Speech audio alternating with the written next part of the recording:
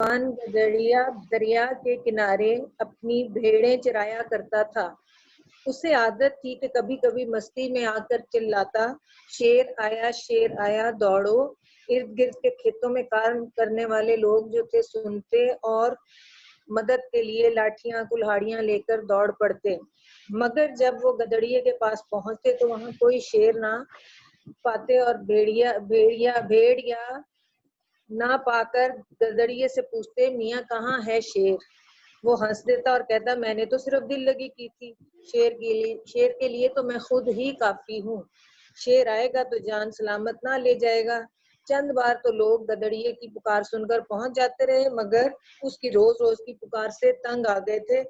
अब उसकी पुकार को सब झूठ समझने लग गए और कोई फिर उसकी बात पर तवज्जो ना देता। अब खुदा का करना क्या हुआ कि कुछ दिनों बाद सचमुच कहीं से शेर आ गया। भेड़ों का गल्ला देखा तो खुश हो गया। बढ़कर एक भेड़ के पंजा मारा, भेड़ की गर्दन टूट गई और मरकर वहीं ढेर हो गई। गदड़िए ने बहुत शोर मचाया, लेकिन उसकी मदद को कोई ना आया। वो लाठी लहराता हुआ आगे बढ़ा तो शेर ने एक ही जिस्त में उसकी गर्दन भी मरोड़ दी। भेड़ें भाग रही थी और शेर उनका शिकार कर रहा था। आखिर सारे का सारा गल्ला शेर का शिकार हो गया। सूरज गुरूब हो गया, रात हो गई, अंधेरा छा गया। ना ही गदरिया वापस आया और ना ही भेड़ों का गल्ला।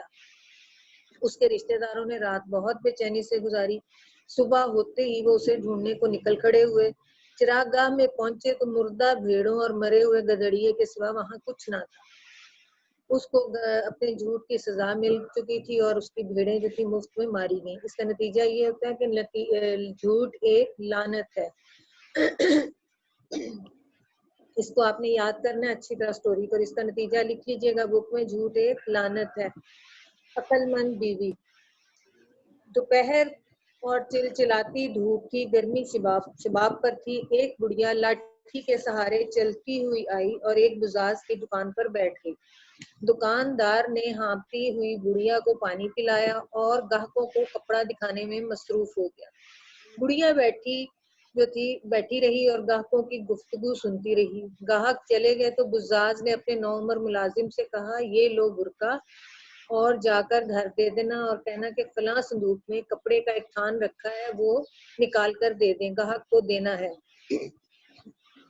मुलाजिम ने बुरका लिया और दुकान से नीचे उतरा। बुढ़िया भी उठी और चल दी।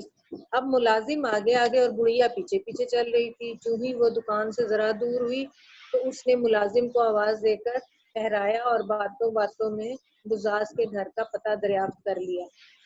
अचानक बुढ़िया को कुछ याद आया और वो मुलाजिम से बोली, मेरे अच्छे बेटे, मैं तुम्हारी दुकान पर अपनी नकदी की पोटली भूल आई हूँ, जरा दौड़ कर जाओ और वो ले आओ, ऐसा ना हो कि कोई और ले जाए। ये बुरका मुझे दो और जल्दी आना, मैं यहीं खड़ी इंतजार करती हूँ। मुलाजिम बुढ़िया की बातों में ऐसा आया कि उसने बुरका बुढ़िया को दिया और दुकान की तरफ चल दिया। बुढ़िया ने मौका गनीमत जाना और जल्दी जल्दी कदम उठाती हुई बुजाज के घर जा पहुंची। दरवाजा खटखटाया। बुजाज की बीवी ने दरवाजा खोला और पूछा कि बड़ी भी क्या बात है? बुढ़िया ने कहा, ये लो बुरका तुम्हारे खामन ने भेजा है और कहा है कि जल्दी से फलां संदूक में से एक थान निकाल कर दे दो, ग्राहक दुकान पर बैठा इंतजार कर रहा है। बुजाज की बीवी ने बुरका तो ले लिया और कहा, तू जाने कौन है, मैं तुझे थान नहीं दूंगी। बुढ़िया ने बहुत कहा कि भी मैं दुकान से आ रही हूँ, मुलाजिम मसरूफ था इसलिए मुझे ही आना पड़ा। मगर बुजाज की औरत जो थी वो टस से मस ना हुई। आखिर बुढ़िया ने कहा, थान नहीं देती हो तो वो बुरका ही मुझे दे दो, मैं दुकान पर वापस दे देती हूँ। उसकी बीवी ने कहा कि बुरका तो मेरे खामन ने मुझे भेजा है, मैंने ले लिया है, अब मैं तो तुझे ना बुरका दूंगी और ना ही थान। ये बुढ़िया सोचने लगी कि ये तो औरत फरेब में नहीं आएगी। तो मुलाजिम पहुंच गया तो मुझे पुलिस के हवाले होना पड़ेगा। चुपके से भागी और पीछे मुड़कर भी ना दिखा। उस रोज सारे शहर में ढूंढी पिट गई होता है, ऐलान हो गया, मशहूर हो गया, हर तरफ शोर मच गया कि एक कुटनी शहर में घुसी हुई है। कुटनी होती है धोखा देकर माल चुराने वाली, कोई ना कोई दाव लगाकर पैसे लेने वाली, तो वो घुसी हुई है। इसका नतीजा होगा अक्लमंदी बेहतरीन हिकमत अमली है। लिख लें इसको आप पेंसिल से, अक्लमंदी बेहतरीन हिकमत अमली है। खत नंबर आपने करना है याद 8 और 9। खत खोलें। खत आपने लिखा होगा अपने रजिस्टर्स में। लिखे हैं ना खत नंबर 8 और 9? यस। उस्मान आपका काम बेटे बहुत ज्यादा लगता है पढ़ा हुआ है। नहीं, पिछली 2 क्लासेस का ही है। ओके, मैंने अब नया भी देना था, बरसात की बहारें पढ़ाया था मैंने, उसका भी देना, उसका भी आपने करना है। तो सहेली के नाम दोस्ताना शिकवा के मकतूब निगार को भुला दिया गया है। अब इसका आएगा बनाम सहेली बराए दोस्ताना शिकवा। ऐसे ही लिखा है आप लोगों ने? यस जी चेक करें यस। अपना, ऐसे ही लिखा सबने? ओके, आगे आपने लिखना है इम्तिहानी मरकज और डेट डालनी है। उसी तरह आपने फिर लिखना है प्यारी सहेली, कोई भी नाम लिख सकते हैं, क्योंकि जब आपका खत आता है बॉयज कोई चेंज नहीं करेंगे कि आपने उसी तरह, अगर लड़की के नाम है तो आपने उसी तरह लिखना है, और अगर लड़के के नाम है तो उसी तरह ही लिखना है, उसमें आप चेंजेस अपनी तरफ से नहीं करेंगे। ओके, बोर्ड वाले उसी हिसाब से देखते हैं, क्योंकि आपने एक्स वाई जेड बाद में अलिफ बे जीम लिखना होता है, नाम नहीं लिखना होता आपने। अब उस सलाम के बाद दोस्त का नाम लिखकर अस्सलाम वालेकुम लिखना है, फिर कहना है कि आपका उम्मीद है 3 पैराग्राफ में मैंने खत खत होगा। नंबर 8 पहला और 9 नहीं लिखा पैराग्राफ हुआ, वही। क्यों बेटे?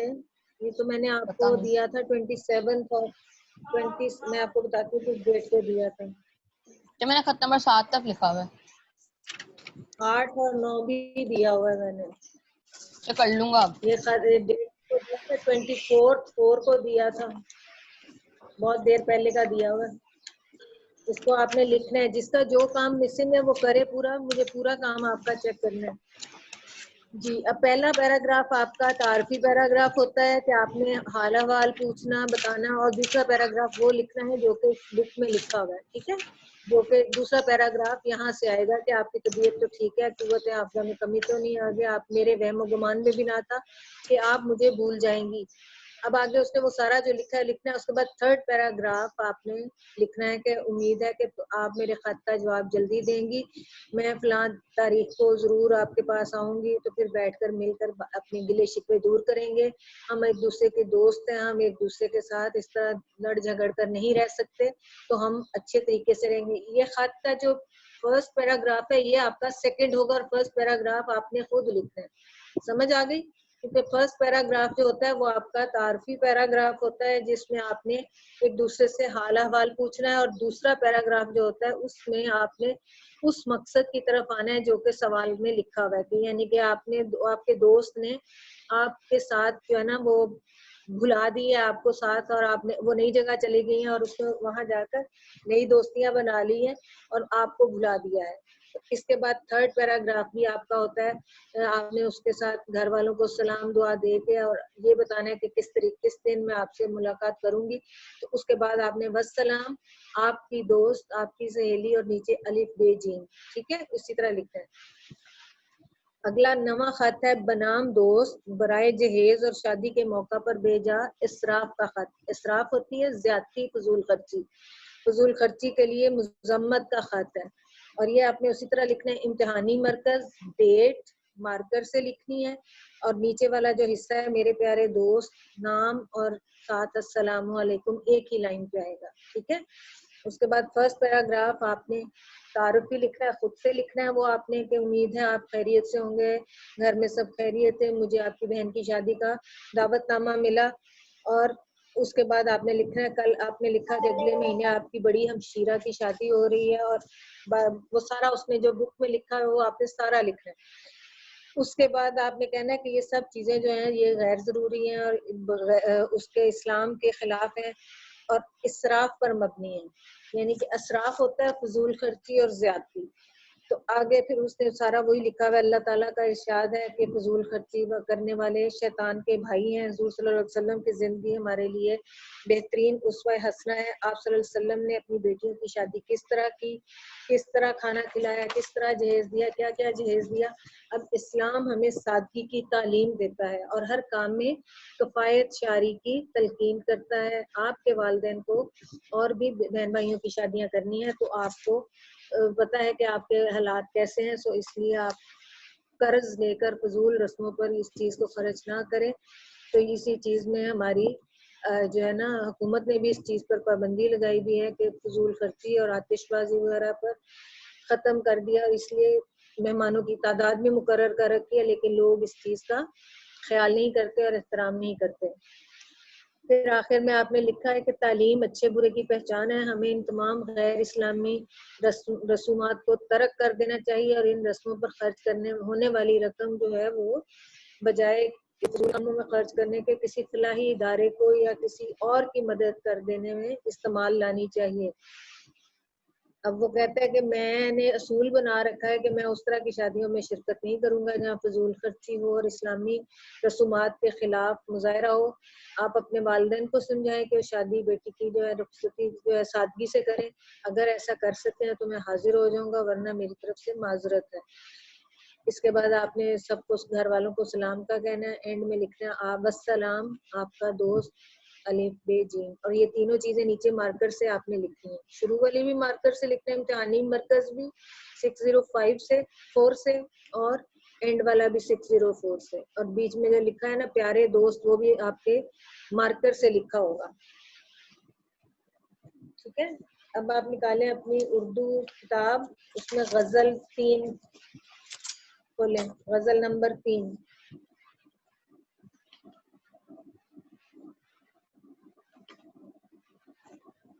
غزل 2 کا کیا ہوا کام سب نے؟ یس غزل 2 کا کام کیا؟ ہاں جی، غزل نمبر 3 ہے مرزا اسد اللہ غالب کی۔ غزل 2 کا کام کیا ہوا زہیب آپ نے؟ چل یس کیا ہوا غزل 2 کا کام۔ ناؤ غزل نمبر 3 ہے مرزا محمد غالب کی۔ مرزا غالب جو ہیں ان کا اصل نام اسد اللہ خان تھا۔ مرزا غالب جو تھے انہوں نے اردو اور فارسی دونوں زبانوں میں شاعری کی، اور اردو شاعری میں ان کا مقام بہت بلند ہے، وہ بہت زیادہ وسعت نظر رکھتے ہیں۔ جی بیٹے چل غزل نمبر 2 کا جو چل شعر نمبر 7 ہے نا، اس کا تشریح نہیں ہوئی تشریح۔ کوئی بات نہیں ہے، میں بعد میں کروا دوں گی، جب اسکول انشاءاللہ کھلیں گے تو وہ ہم بعد میں کر لیں گے، کیونکہ اب وہ میں آگے کرواؤں گی آپ کو۔ باقی آپ کا سارا کام ساتھ ساتھ ہو رہا ہے، اس کو کیجئے اور یاد کریں بیٹا سارا کام۔ غالب ہر دور کے اہم شاعر ہیں، ان کی فنی عظمت کو ہر ایک نے سراہا ہے۔ ان کے ہاں موضوعات کا ایک لامتناہی سلسلہ نظر آتا ہے۔ ان کی اردو غزل مضامین کی رنگا رنگی جو ہے وہ نئے نئے الفاظ اور تراکیب طنز و ظرافت کی بدولت بہت اعلیٰ پائے کی ہے۔ انہی خصوصیات کی بدولت انہیں اردو شاعروں کے صف اولین میں ممتاز جگہ ملی ہے۔ یہ ہے دل نادان تجھے ہوا کیا ہے، آخر اس درد کی دوا کیا ہے۔ اس غزل کے اس شعر کے جو شاعر ہیں وہ ہیں مرزا غالب، اور یہ صنف ادب کیا ہوگی؟ غزل ہوگی۔ اس زیر تشریح یا تشریح طلب اس شعر کے پہلے مصرے میں شاعر جو ہیں مرزا غالب اپنے آپ سے سوال کر رہے ہیں کہ تو اس بیماری میں، یہ جو درد محبت کی بیماری ہے، اس میں کیوں مبتلا ہو گیا ہے؟ اس ایسی بیماری ہے جس کا کوئی علاج نہیں ہے، اور تو اس شخص سے امید لگا بیٹھا ہے جس سے جو کہ وفا کے معنی تک نہیں جانتا، جو کہ وفا کے معنی سے ناآشنا ہے، اور اس تکلیف کا کیسے مداوا ہو۔ غالب جو ہے اپنے ہی آپ سے مخاطب ہیں اور کہتے ہیں اے دل، اپنے دل سے مخاطب ہیں، کہتے ہیں اے دل تجھے کیا ہو گیا ہے کہ تو ہر وقت اداس رہتا ہے؟ تیری اس اداسی جو ہے اس سے میں بھی جو ہے افسردہ اور غم زدہ ہوں۔ تو بتا تو صحیح کہ آخر اس درد کا علاج کیا ہے، تاکہ میں علاج کے کروا کر سکون کے لمحات گزار سکوں۔ حالانکہ شاعر جو ہے وہ اچھی طرح جانتے ہیں کہ اس کی حالت کا ذمہ دار کون ہے، اس کا اپنا محبوب ہے۔ آپ کو میں نے بتایا تھا کہ خیالی محبوب شاعر جو ہوتے ہیں وہ اس میں اپنا ایک خیالی تصور گھڑ لیتے ہیں، اور اس کے مطابق وہ اس کو مخاطب کر کے کہتے ہیں۔ تو وہ کہہ رہے کہ یہ وہ سمجھتے ہیں کہ میری اس حالت کا ذمہ دار میرا محبوب ہی ہے، کیونکہ وہ سمجھتا ہے کہ اس سے ملنے سے پہلے میری زندگی میں ایسے غم اور دکھ نہیں تھے، اور لیکن اب تو ان کا دن کا سکون اور رات کا چین سب چیز برباد ہو گئی ہے، اور اس تکلیف کا ان کی نظر میں کوئی علاج نہیں ہے۔ نمبر 2 شعر ہے ہم ہیں مشتاق اور وہ بیزار۔ یا الہی یہ ماجرا کیا ہے. اب شاعر کہتے ہیں کہ اس جو ہے نا تشریح طلب میں شعر میں شاعر جو ہیں وہ کہتے ہیں کہ میں نے اپنے محبوب کی خاطر بہت سے تکلیفیں برداشت کی, بہت دکھ برداشت کیے, غم و آلام برداشت کیے, زمانے بھر کی رسوائیاں اٹھائیں, لوگوں سے باتیں سنی, محبوب کی چھوٹی چھوٹی خواہش پر اپنی کئی خوشیاں میں نے قربان کر دی, صرف اس لیے کہ چلو آج نہیں وہ میری طرف متوجہ ہے, میری طرف نہیں دیکھتا ہے, ہو سکتا ہے کہ کل وہ کبھی میری طرف دیکھے اور اپنا رویہ تبدیل کر لے, جو بیزاری کا رویہ ہے اس کو ترک کر کے پیار کا جواب میرے پیار سے دے گا. لیکن یہ کہتے ہیں شاعر خود سے کہ یہ میری غلط فہمی تھی, وہ تو کسی صورت بھی میرے سے نہیں میری طرف متوجہ نہیں ہوا. پھر وہ اللہ سے سوال کر رہے ہیں شاعر کہ یا الہی ہم تو اس کو چاہنے والے ہیں لیکن وہ ہم سے بہت بیزار ہے, کیوں یہ معاملہ ایسا الٹ ہے. یعنی کہ اے الہی ہم تو مشتاق ہیں, ہم تو شوق رکھتے ہیں اپنے اس سے محبوب سے ملنے کا, لیکن وہ مجھ سے بیزار ہے. میں اس کی ہر بات کو پورا کرنے کی کوشش کرتا ہوں لیکن وہ میری کسی بھی بات کا جواب محبت سے نہیں دیتا, اور ہر بات کے اوپر سے اپنا دل جو ہے نا میرے سے اب بیزاری کا رویہ رکھتا ہے. تو اللہ سے بھی وہی یہی سوال کریں کہ یا الہی یہ کیا ماجرا ہے کہ میں تو اپنے طور پر بہت کوشش کرتا ہوں لیکن اس کا جواب میں مجھے اس کی جو ہے وہ بیزاری اور اس کی معاملہ الٹ دکھائی دیتا ہے. میں بھی منہ میں زبان رکھتا ہوں, کاش پوچھو کہ مدعا کیا ہے. مدعا ہوتا ہے مقصد, مقصد کیا ہے, خواہش کیا ہے. شاعر کہتے ہیں کہ تشریح طلب شعر میں شاعر اپنے محبوب سے مخاطب ہو کر کہتے ہیں کہ کاش تم میرے دل کی تمنا اور خواہش جان لو, شاید تمہیں پتہ ہو جائے میرے پاس کہنے کے لیے بہت سی باتیں ہیں اور تم جو میرے دل کی باتیں ہیں ان کو تم سمجھ لو. دراصل شاعر جو ہیں اپنے محبوب سے بے پناہ محبت کرتے ہیں جس کا اظہار وہ خود اپنی زبانی کر رہے ہیں, لیکن اس کے بدلے میں ان کا جو محبوب ہے وہ مسلسل بے رخی کا رویہ اپنائے ہوئے ہے, کوئی بات ان کی توجہ سے نہیں سنتا. وہ دوسروں سے تو اس کے بارے میں پوچھتا رہتا ہے لیکن اس سے خود بات نہیں کرتا, جبکہ شاعر کی خواہش ہے کہ وہ مجھ سے خود مخاطب ہو اور میں اس کو اپنے جذبات ہیں اس کو میں خود اپنے طور پر بیان کر سکوں. اس لیے غالب کہتے ہیں کہ کاش محبوب اس کے دل کا حال جان لے اور اس کی زبانی سنے اور میرے دل سے میری خواہش, میرا مقصد پوچھے کہ میں کیا چاہتا ہوں, کیونکہ میرے منہ میں بھی زبان ہے اور میری زبان سے وہ سنے کہ میرا کیا مقصد ہے اس سے بات کرنے کا. اس مقصد کو میں خود اپنی زبانی بیان کرنا چاہتا ہوں. ہم کو ان سے وفا کی ہے امید جو نہیں جانتے وفا کیا ہے. تشریح طلب اس شعر میں شاعر جو ہیں وہ کہتے ہیں کہ میں نے ایسے شخص سے امید رکھ رکھی ہے, امیدیں وابستہ کر رکھی ہیں جس کی کہ فطرت میں جس کی عادت میں یہ ہے کہ وہ بے وفا ہے اور نہ وہ کسی کی بات سنتا ہے نہ وہ کسی کی بات مانتا ہے اور جو وفا کے تقاضوں سے ناواقف ہے. تو جو شاعر ہیں وہ اچھی طرح جانتے ہیں کہ اس کا جو محبوب ہے وہ بے وفا ہے اور وفا کے لفظ کے معنی بھی نہیں جانتا, پھر بھی یہ کہتے ہیں کہ میں اسی سے وفا کی امید رکھتا ہوں کیونکہ وہ اپنے دل کے ہاتھوں مجبور ہیں اور اس خوش فہمی میں مبتلا ہیں کہ شاعر جو محبوب ہے اس کا کبھی تو اس کی نظر کی طرف دیکھے گا اور اس کی طرف دیکھ کر میرے دل کی بات جو ہے نا شاعر کہتے ہیں کہ وہ میری بات کو سننے کی سمجھنے کی کوشش کرے گا. Girls, you are also listening? Okay. اگلا شعر ہے ہاں بھلا کر تیرا بھلا ہوگا اور درویش کی صدا کیا ہے. صدا ہوتی ہے آواز. تشریح طلب اس شعر میں شاعر جو ہے نا عاجزی کا رویہ اختیار کرتے ہوئے اپنے محبوب سے التجا کر رہے ہیں کہ تم اپنے رویے پر نظر ثانی کرو, تم اپنے رویے پر نظر ثانی کرو, تم میرے حال پر نظر کرو کہ میں تمہارے سے ملنے کے لیے کتنا بے چین ہوں اور تم میرے ساتھ بھلائی کرو, کیونکہ کسی کے ساتھ اگر تم بھلائی کرو گے تو اس کے بدلے میں بھی بھلائی ملے گی. ہاں بھلا کر تیرا بھلا ہوگا, یعنی کہ اگر کسی کے ساتھ آپ اچھا سلوک کریں گے تو بدلے میں بھی اس کو اس بات کی اچھا ہی صلہ ملے گا. تو غالب جو ہیں وہ اپنی زندگی میں اپنے محبوب کے ساتھ جو رویہ ہے اس کو بڑی خوبصورتی سے اپنے شعروں میں بیان کرتے ہیں، اور ان شعروں میں بھی شاعر جو ہیں وہ اسی چیز کو بیان کرنے کی کوشش کر رہے ہیں کہ جو لوگ دوسروں کی بھلائی کرتے ہیں ان کے ساتھ بھی بھلائی ہوتی ہے۔ شاعر کو اصل میں محبوب سے محبت ہے، اور وہ اس کا اظہار اسی کوشش میں کر رہا ہے کہ میں ایک درویش، ایک سیدھا سادہ انسان ہوں، میرے جیسے میرے دل کی جو صدا ہے وہ کوئی خاص اتنا معنی نہیں رکھتی سوائے اس کے کہ تم میرے ساتھ بھلا کرو گے تو تمہارے ساتھ بھی اللہ کی طرف سے بھلا ہی ہوگا۔ جان تم پر نثار کرتا ہوں میں نہیں جانتا دعا کیا ہے۔ اب شاعر کہتے ہیں، میرے تشریح طلب اس شعر میں شاعر نے ان لوگوں کے تذکرہ کیا ہے جو کہ اپنے محبوب کی خاطر اپنی جان قربان کر دینے کو سے بھی دریغ نہیں کرتے، اور اس کو اپنے لیے بڑی سعادت اور اعزاز کی بات سمجھتے ہیں، اور اکثر لوگ ایسے جو ہیں اپنی جان کا نذرانہ پیش کر دیتے ہیں۔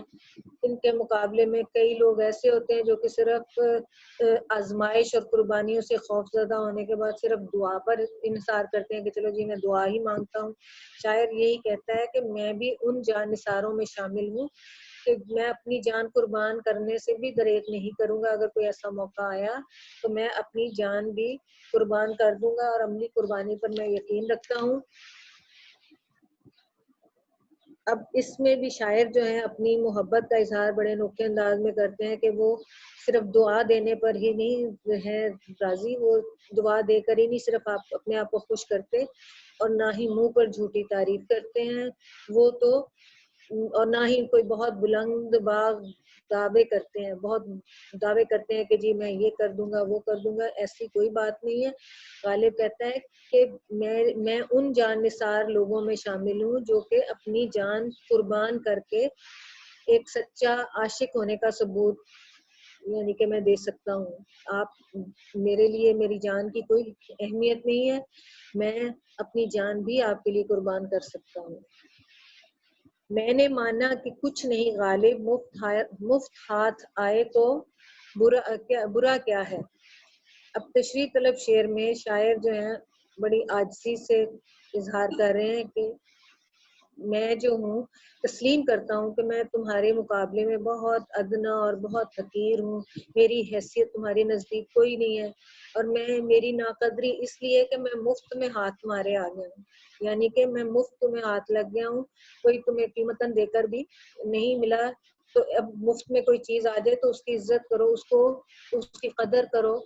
شاعر کہتے ہیں کہ تم میرا اشتیاق دیکھو کہ میں جو ہوں اتنا تمہیں پانے کا یا ملنے کا آرزو مند ہوں، لیکن تم مجھے اس قابل نہیں سمجھتے کہ میں اس کے اندر کوئی وفا نہیں ہے، لیکن اگر مفت میں بھی میں ہاتھ آ جاؤں تو تمہیں کس بات کا برا ہے، تم آرام سے تم میرے ساتھ یہ کر لو کہ میں مفت میں ہاتھ آ گیا ہوں تو اس میں برائی کیا ہے، اس میں کوئی حرج نہیں کہ تم میرے ساتھ بات کر لو۔ غالب، میں اس کے سوال کے جواب دیکھیے، غالب کو کس سے وفا کی امید ہے؟ غالب کو ان سے وفا کی امید ہے کہ جو نہیں جانتے کہ وفا کیا ہے۔ شاعر نے کسے نادان کہا ہے؟ شاعر نے اپنے دل کو نادان کہا ہے۔ کون مشتاق ہے اور کون بیزار؟ شاعر اپنے آپ سے کہتا ہے کہ میں اب تو محبوب سے ملنے کا مشتاق ہوں جب کہ میرا محبوب مجھ سے بیزار ہے۔ درویش کے لب پر کیا صدا ہے؟ درویش کے لب پر یہ صدا ہے کہ اگر دوسروں کے ساتھ بھلائی کرو گے تو تمہارے ساتھ بھی بھلائی ہوگی۔ غالب نے مقطع میں محبوب کو اپنی کیا قیمت بتائی ہے؟ غالب نے مقطع میں اپنے محبوب کو بتایا ہے کہ میری کوئی قیمت نہیں ہے، میں بغیر قیمت کے ہی تجھے مل جاؤں گا۔ اس کے الفاظ متضاد لکھیے۔ سوال نمبر 3 اس کو دیکھیں بک میں۔ نادان، گرلز بک میں سوال نمبر 3 کیجئے۔ نادان لکھیں ان کے متضاد الفاظ۔ نادان کا متضاد ہوتا ہے دانا، عقل مند یعنی کہ دانا۔ دن کا متضاد کیا ہوتا ہے؟ رات۔ نیکی، بدی۔ موت، زندگی۔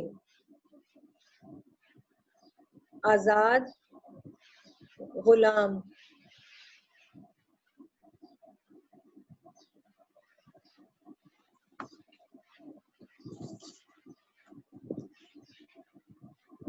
کالم الف کو کالم بے سے ملائیے.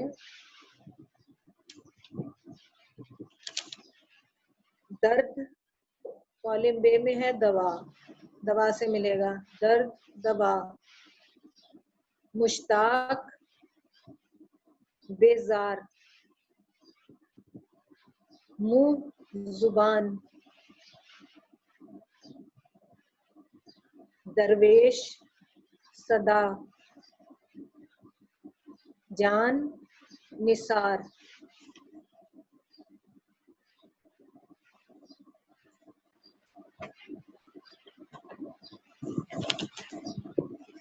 لہو اور قالین کا خلاصہ آپ نے پڑھ لیا تھا, میں سے پڑھا دیا تھا میں نے.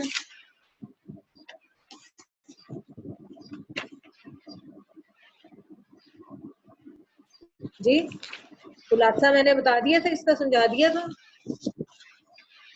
کھولے اس کا خلاصہ سبق وہی ہے نا جس میں جو ایک اکٹر ہوتا ہے اور ایک آرٹسٹ ہوتا ہے. جی جی جی وہی ہے. جب وہ آدمی پڑھا دیا تھا. ٹھیک ہے, اس کی آپ نے تشریح کی ہے. خاکہ اقتباس یہ احساس میرے لیے, اس خاکے کی تشریح کرنی تھی آپ نے.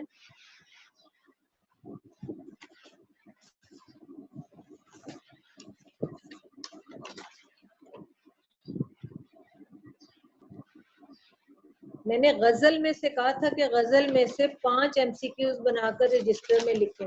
ٹھیک ہے, غزل میں سے 5 MCQs بنا کر لکھیں. غزل نمبر 3. اب غزل 3 میں نے ایکسپلین کر دی, اس کے MCQs آپ 5 اور مزید بنائیں گے. ٹھیک ہے, اس کے اندر MCQs کوئی نہیں ہے, اس کے اندر MCQs اس بک میں کوئی نہیں ہے, آپ نے خود بنانے ہیں. جیسے کہ اس کو میں آپ کو ایک مثال دے دیتی ہوں. کوئی اس کو میں بھی رکھتا ہوں, میں بھی رکھتا ہوں.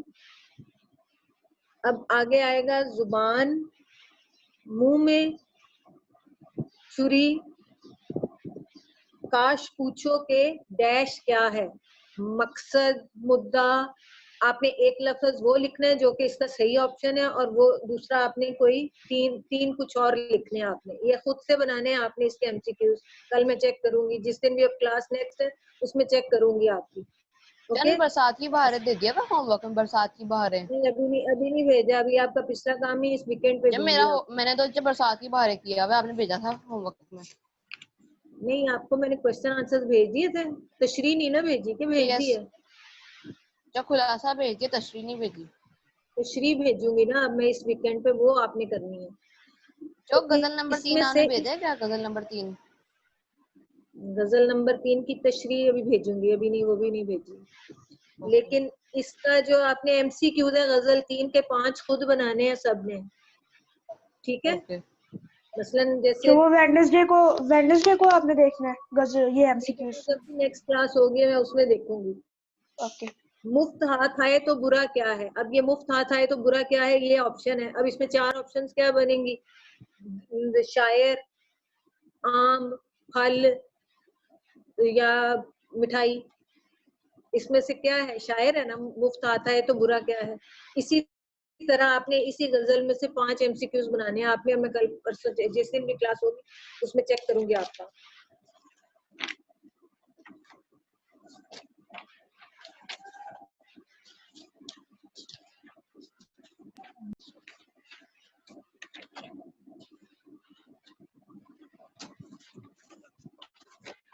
لہو اور قالین کا مجھے لگتا ہے میں نے خلاصہ نہیں آپ کو ایکسپلین کیا, آپ اس کو سن لیں ذرا, میں پڑھا دیتی ہوں. سبق کا عنوان ہے لہو اور قالین. مصنف کا نام مرزا ادیب, ماخذ لہو اور قالین, اور ڈرامہ ہے صنف ادب. صنف ادب اس کی ہے ڈرامہ. سبق لہو اور قالین مصنف مرزا ادیب کا تحریر کرتا ہے, ڈرامہ ہے یہ. مرزا ادیب نے ابتدا میں شعر و شاعری کی, مگر جلد ہی ترک کر کے اس افسانہ اور ڈرامہ نگاری کی طرف آ گئے.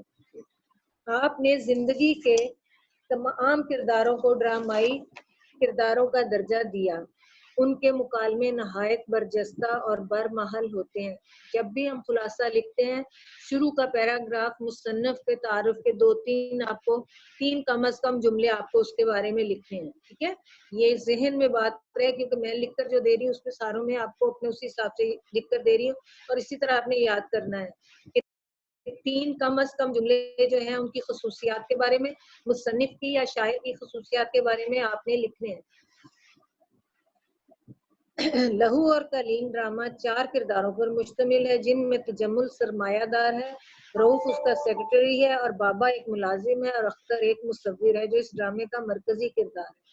سردار تجمل حسین کی کوٹھی النشاط کا وسیع کمرہ جو خوبصورت فرنیچر اور سامان سے آراستہ ہے، یہ کمرہ اختر اسٹوڈیو کے طور پر استعمال کرتا ہے۔ سردار تجمل، جس کی عمر 40 اور 45 کے درمیان ہوگی، ایک صبح وہ کمرے میں داخل ہوتا ہے اور ملازم بابا سے اختر کے بارے میں پوچھتا ہے۔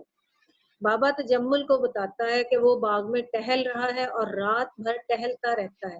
تجمل اسے کہتا ہے کہ مصوروں کی عادت ہوتی ہے کہ وہ ہر وقت کسی نہ کسی سوچ میں ڈوبے رہتے ہیں۔ تجمل بابا سے کہتا ہے کہ اسے بلا لائے۔ اختر کے آنے پر وہ اسے خوشخبری سناتا ہے کہ ججوں نے اس کی تصویر کو اول انعام کا مستحق قرار دیا ہے۔ اختر بے نیازی سے جواب دیتا ہے کہ اسے اس خبر کا اخبار سے معلوم ہو چکا ہے۔ تجمل اسے مبارکباد دیتا ہے اور کہتا ہے کہ اس خوشی میں نے شہر کے معززین کو چائے پر مدعو کیا ہے۔ اختر تجمل سے کہتا ہے کہ وہ یہاں سے جانا چاہتا ہے۔ وہ اس سے پوچھتا ہے کہ اسے یہاں کس چیز کی کمی ہے۔ تم آج ملک کے نامور مصور ہو، تم کامیاب ہو اور شہرت کی بلندی پر ہو، اور تم اب یہاں سے جانا چاہتے ہو؟ یہ تمہاری بہت بڑی بے وقوفی ہے۔ تمہارے جانے سے میری لوگوں میں کیا عزت رہ جائے گی؟ اختر تجمل سے کہتا ہے کہ میں تسلیم کرتا ہوں کہ آپ نے غربت میں مجھے سہارا دیا اور مجھے اپنے گھر میں رکھ کر احسان کیا۔ آپ کی غریب پروری کی وجہ سے میں آپ کو دیوتا سمجھنے لگا، میں یعنی کہ آپ کو بہت اونچا آدمی سمجھنے لگا،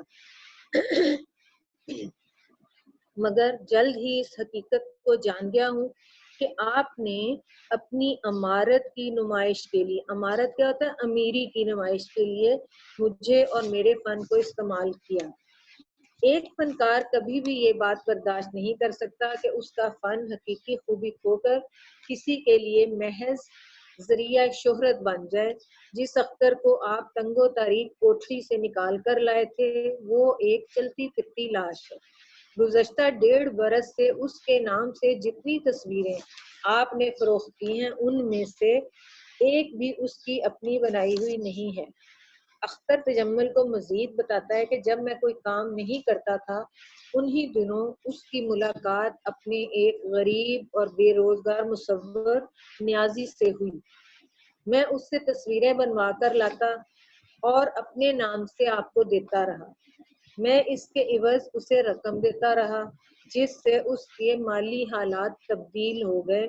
اس طرح وہ پہلے کی طرح مفلس نہیں رہا۔ اس نے اپنی بہن کی شادی بھی کر دی اور اسے کسی قسم کی مالی تنگی نہ رہی۔ تجمل اختر سے کہتا ہے کہ تم نے پھر مجھے دھوکے میں رکھا اور تم نے میرے احسانات کا بھی خیال نہیں کیا۔ تمہیں اس بات پر تو شرمندہ ہونا چاہیے۔ اختر کہتا ہے کہ شرمندہ تو آپ کو ہونا چاہیے، آپ نے ایک مصور کے فن کو اپنی شہرت کا ذریعہ بنایا۔ اس دوران تجمل کا سیکرٹری آ کر تصدیق کرتا ہے کہ اختر کی تصویر کو ہی اول انعام کا مستحق قرار دیا گیا ہے۔ وہ اختر کو یہ افسوسناک خبر بھی سناتا ہے کہ نیازی نے خودکشی کر لی ہے۔ اختر یہ خبر سن کر انتہائی مغموم اور افسردہ ہوتا ہے۔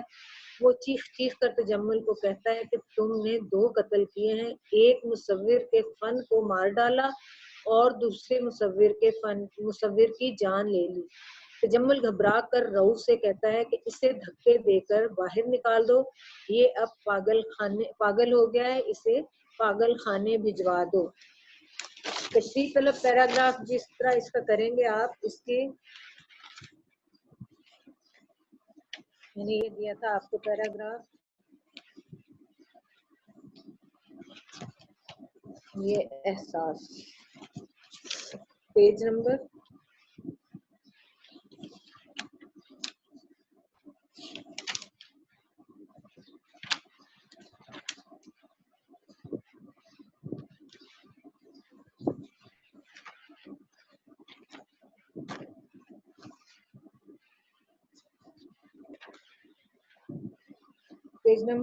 63 پہ یہ پیراگراف جو میں نے دیا تھا تشریح کے لیے پیراگراف. یہ احساس میرے لیے سہانے روح ثابت ہو رہا ہے. 63 پیج کے لاسٹ میں ہے یہ. مل گیا سب کو؟ اب اس پیراگراف میں آپ نے شروع میں کیا دینا ہے؟ خاکہ اقتباس لکھنا ہے. حوالہ متن میں کیا لکھیں گے؟ کیا لکھیں گے حوالہ متن میں تشریح کے لیے؟ سبق سبق کا کا عنوان، عنوان. مصنف کا جی نام، ماخذ اور صنف ادب. کیا بات. اور پھر آپ نے لکھنی ہے تشریح، وہ صرف تشریح. جو ہے وہ مشکل الفاظ کے معنی نہیں لکھنے. سوری، ہاں جی، ترشیدہ الفاظ کے معنی 4 ورڈز ہوتے ہیں وہ لکھنے ہیں. اس میں ہے سہانے روح، میں نے دیا تھا آپ کو ورڈ